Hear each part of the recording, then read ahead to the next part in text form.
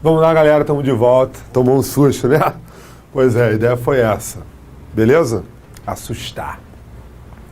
Porque esse assunto é muito assustador, né?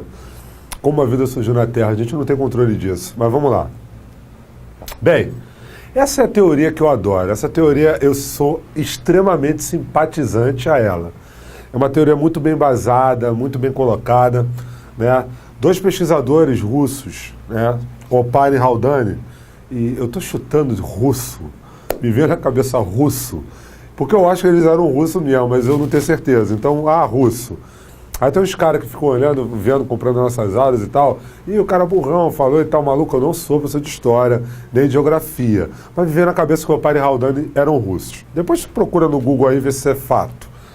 Mas o Opar e Haldane sugeriram o seguinte, né? Na verdade é o sobrenome de dois grandes pesquisadores. Eles sugeriram a ideia da evolução química. Com base no quê? Eles jogavam a questão da condição da atmosfera primitiva. É claro, eles não estavam lá para ver, mas existem relatos de coleta de gelo ártico, de calota polar, enfim, que faz com que a gente entenda que a atmosfera da Terra primitiva era muito diferente da atmosfera da Terra atual. Isso na verdade, não é dúvida, isso é fato. Mas então eles achavam que, na verdade, na atmosfera primitiva, ou seja, daquele planeta que estava em formação, a Terra inicialmente era uma massa plástica, como está sendo colocado aqui, né, uma estrutura basicamente feita do magma, né, da parte mais central do nosso planeta, e foi ganhando massa, com choque de meteoro e tal, foi aumentando de tamanho. Tem uma teoria que diz que a Lua, na verdade, é um fragmento do planeta Terra, por conta de um meteoro gigantesco que se chocou à Terra, e um pedaço dela se deslocou pelo espaço. E a Terra, ela começou a ganhar massa. E, mediante ao ganho de massa, ela começou a ganhar atmosfera, né? Porque a massa influi na força gravitacional do objeto, ok? Caraca, olha eu falando igual física, mano. Depois o Marco me corrija e vê se eu estou certo. Então, a massa influi. Eu sei disso porque as moléculas têm a mesma característica de planetas, né? Quanto maior a molécula, maior a capacidade dela atrair alimento para ela. Existe a albumina, que é uma molécula plasmática, que a função dela, na verdade, é manter a água dentro do vaso sanguíneo, não permitir com que essa água saia.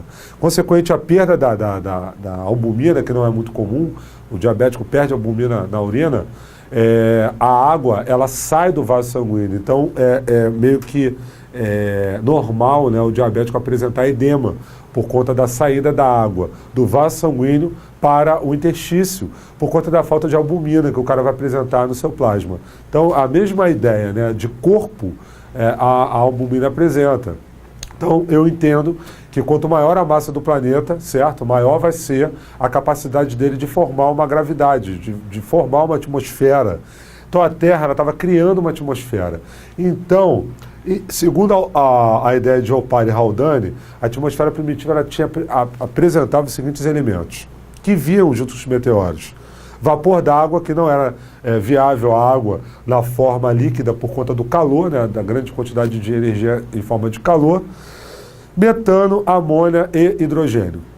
Então, água na forma de vapor, guarda isso. Metano, gás, amônia, gás e hidrogênio, gás. Esses elementos estavam na atmosfera primitiva que estava em formação, ok? Da nossa querida Terra. Bem, tá aqui, ó, a atmosfera primitiva, né? Se você ver a figura anterior, inferno, né? E a figura de agora, aqui já começa a ganhar uma característica mais viável à vida, né? Então, supostamente sugerido por Opar e Haldane, a amônia, metano, hidrogênio e a água, na forma de vapor, estavam compondo a atmosfera primitiva, ok? Com a mudança climática, a grande mudança climática estava ocorrendo na Terra primitiva, aconteceu o seguinte, ó. Resfriamento da Terra. A Terra começou a resfriar. E aqui a gente observa que está chovendo. Aqui já estava ocorrendo o resfriamento da Terra, tempestades absurdamente gigantescas, chuvas torrenciais, raios caindo a todo tempo e de uma frequência muito grande, radiação ultravioleta penetrando na atmosfera, já que não tinha a camada de ozônio para proteger, né? Esse elemento, já que ela deriva do oxigênio. Resultado, vulcões e erupção. O cenário era não de guerra, pior do que cenário de guerra, né? Cenário de a terra de Mordor do Senhor dos Anéis, ok? Quem vê, só os bons entenderam o que eu falei. E quem não é bom, é só ver o Senhor dos Anéis ou ler o livro. Eu aconselho a ler o livro, fica bem melhor. Bem, nessa condição, a terra primitiva, ela começou a resfriar, chuva caindo e tal, e começou a ser formado, então, os mares primitivos, né? Então, o resultado, mediante essas tempestades, ocorreu a formação dos mares primitivos. A água, que até então, aquele volume de água gigantesco, que estava na atmosfera na forma de vapor, começava a cair na forma de chuva. Então, começou a se formar os mares primitivos. Mediante a isso, lembrando que o nome da teoria é evolução química proposta por Opar e Haldane. Então, a condição na atmosfera primitiva havia muita energia, forma de calor, forma de radiação, gás, metano, amônia e hidrogênio, água na forma de vapor, certo? Segunda condição era o quê? Resfriamento da Terra. Condicionou com que aquele vapor d'água caísse na forma de chuva. E aquela grande quantidade de energia fazia com que os elementos que estavam na atmosfera como gás se unissem dentro daquelas gotas e formassem elementos diferenciados. Mediante a grande quantidade de energia, eles se uniam e formavam, teoricamente, elementos orgânicos, que caíam nos mares primitivos, formando o que se conhece como sopa primordial, matéria orgânica no caldeirão, ok? Então, com esses elementos se organizando como molécula orgânica, e muito tempo posterior, essa organização começou a aumentar, até formar o que eu chamo de elemento probiótico. Eu chamo uma ova, chamado de elemento probiótico. O que antecedeu a vida. Eu não posso chamar o conservado de célula, ou tampouco ser vivo, mas ele já é um elemento organizado a ponto de poder englobar outros elementos, a ponto de poder subsistir dentro de uma condição específica, a ponto de poder se formar mediante o que está em torno dele, como nós vimos em metabolismo, ok? Não apresenta o metabolismo, mas é um elemento que eu seguramente posso chamar de elemento pré-biótico. E aqui está como ele formou, né? As moléculas de proteína que foram caindo juntamente com a chuva, não inicialmente proteína, mas inicialmente os aminoácidos, e mediante aquela condição de calor, etc. e tal, foram se unindo e formando as proteínas, certo? Molécula de água se organizando, formando uma película de água, diferenciando a condição da substância que está dentro da que está fora.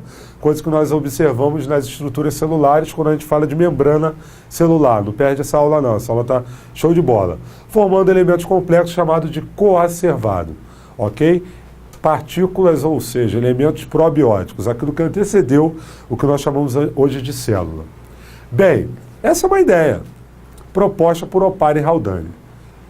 Ideia chamada de evolução química.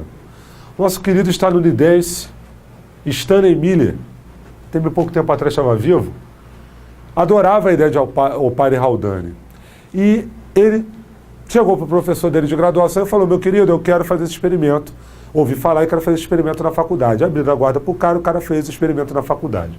Então ele fazia o seguinte, eu acho que eu fiz um esquema bem melhor. Está aqui. Vamos ver nosso querido Miller, esse candango aqui, colocando energia elétrica dentro do experimento dele. Não sei se está dando para ver legal, mas daqui a pouco eu volto para outra figura. Aqui ele botava água pura, água destilada, ok? E aquecia. A água destilada passava por um condensador e resfriava, certo? E aqui ela já caía na forma de vapor. Aqui nesse setor ele colocava os gases, amônia, hidrogênio e metano, simulando a atmosfera primitiva. E dava uma descarga elétrica simulando toda a energia que aquela atmosfera apresentava. Energia elétrica, radiação ultravioleta, calor, etc. A ideia dele é que, se fosse viável a ideia de Opar e Haldane ser real, esses elementos iriam se unir mediante essa descarga elétrica e formariam os elementos aminoácidos, né, que Haldane e Opar sugeriram, e posteriormente proteína, etc. Posteriormente, esse líquido que caía, né, que era vapor, mas aí ele caía na forma de água, tipo chuva, era coletado nesse U aqui, nesse setor do complexo experimento de Miller, e ele coletava esse material e avaliava esse material em aparelhos, naquela época extremamente tecnológicos, e observava que sim, havia formação de aminoácido. O que Miller fez? Comprovou a ideia de Opar e Haldane? Não. Mas ele tornou aquela ideia muito mais plausível de ter acontecido. Entendeu? Que os elementos orgânicos foram originados no que eles chamavam de sopa primordial, através do que eles chamavam de revolução química. Certo? Só que aí, aqui está o experimento dele. Ó. A água, né, pura, certo?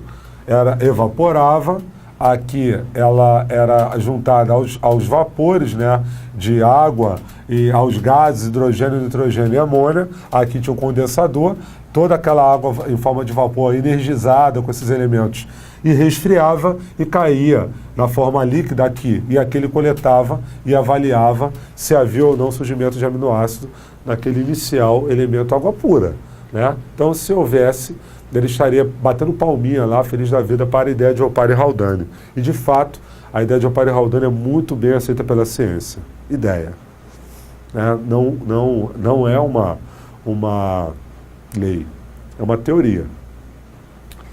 Esse cara, na mesma época de Miller, né, ele jogou a mesma ideia, mas ele jogou de uma forma diferente. Ele achava que, na verdade, a viabilidade de que esses elementos se organizassem, os elementos orgânicos se organizassem para formar vida, era muito mais plausível em superfície seca, quente, aquecida, do que na água. Então ele fez um experimento muito parecido com o do Miller, só que ao invés do vapor da água ser colocado em água, em líquido, né, como era aqui no setor U, né, na parte U do experimento de Miller, ele colocava em chapa quente. Aquecia uma chapa e jogava aquele elemento. Posteriormente ele fazia um raspado daquilo que secou e avaliava ali para ver se havia ou não surgimento de aminoácidos. E sim, Sidney Fox também comprovou que a ideia comprovou não, né? Verificou que a ideia de Opar e Haldane é uma ideia extremamente plausível para o que eles propuseram de atmosfera e de água e de condição da Terra ter resfriado, etc, etc. Bem, galera, essa é a nossa aula falando sobre ideias, né, teorias de surgimento da vida na Terra. Só recapitulando, criacionismo, muito colocada, a ideia mais antiga, não aceita pela ciência. Panspermia cósmica, muito bacana, aceita pela ciência, porém, explicaria como a vida surgiu na Terra, mas não como a vida surgiu de fato. Ideia da evolução química, a melhor de todas, que eu acho, que comprova como a vida, ou melhor, comprovaria, se fosse verdade, como a vida surgiu no nosso querido planeta, ok? Como nós estamos aqui. Beleza? Lembrando que criacionismo foi inventado juntamente com a ideia do fixismo cai, criacionismo permanece, mesmo sem comprovação. Galera, grande beijo para vocês, bons estudos, Enem está aí batendo na nossa porta. Já adianto para vocês, de antemão, se adianta de antemão, claro, né? Estou sendo redundante, mas é para forçar a barra mesmo. A gente está com um projeto excelente e eu espero que vocês aceitem esse projeto, que vocês comprem a nossa ideia, né, de fazer vocês indivíduos mais competentes em relação às provas que vocês fazem, provas de vida, né? Prova do Enem, prova da UERJ, que é prova de vida. Quem passa nesses concursos, o FRJ, a UF, e a gente vai ter projetos para tantas outras instituições, né, não tão valorizadas no mercado, mas que eu acho interessante, faculdades particulares, sim, claro, Unigran Rio, por que não? Enfim, um leque de possibilidades que a gente vai estar abrindo para vocês, e eu estou dando só um gostinho, e eu não posso falar mais do que isso. Eu espero que vocês estejam colados ao Gabarito Enem e as informações vão chegando gradativamente. Bom para vocês, e bom para mim, e bom para o Gabarito Enem, ok? Grande beijo para vocês, biologia é tudo, ok? Beijo, estudem, caiam dentro, porque vai valer a pena. No final das contas, essa competição, menos, só que alguém sai com mais, né? Que é o cara aprovado. Com menos, o cara que saiu perdendo, só perdeu na competição, é o cara que não conseguiu alcançar o seu objetivo.